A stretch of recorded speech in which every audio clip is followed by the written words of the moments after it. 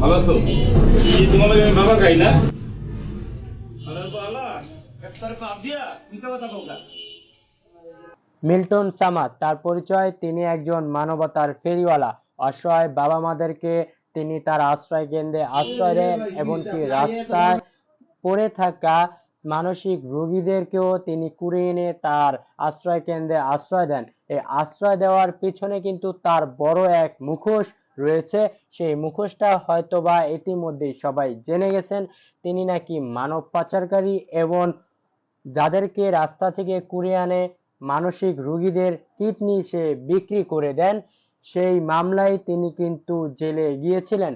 Jail থেকে সে জামিনে বের হয়েই সেলুনের ভিতর একজনকে মারার চেষ্টা করলেন এই মিল্টন সামাদ।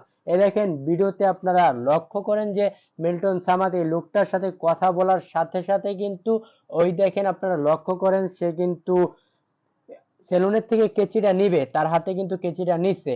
এই কেচিটা দিয়ে কিন্তু সে এখন কি করবে, এই লোকটাকে কিন্তু হত্যা করার চেষ্টা করবে।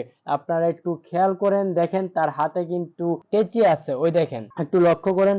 এই কেচি দিয়ে এই দেখেন এই লোকটারে কিন্তু মারতে গেছে, তোকে আমি মেরেই দেব, এরকমটাই কিন্তু সে বলতেছে ভিডিওর মাঝে। এমনকি তার কথাগুলো আমি আপনাদেরকে একটু শোনাই, সে যে কি বলতেছে, এই লোকটার সাথে কি কথা বলতেছে, সেই কথাগুলোই আমি আপনাদেরকে শোনাই। ভালো আছো? এই তোমার লাগে আমি বাবা খাই না। আরে বালা, একটার পাপ দিয়া মিছা কথা বলতা। মিছা কথা বলে আমি কোনোদিন তোমার সাথে বাবা খাইছি একদিনও? শত্রুতা আমি জন্ম হবে শত্রুতা পূরণ করতাম। এই তোর সাথে আমি কবে বাবা খাইছি? তুই আমার নামে মিথ্যা কথা বললি কেন? হয়তোবা এটাও সত্যি হতে পারে, তার নামে মিল্টন সামাদের নামে এই লোকটা হয়তোবা মিথ্যা কথা বলছে সংবাদ সম্মেলনের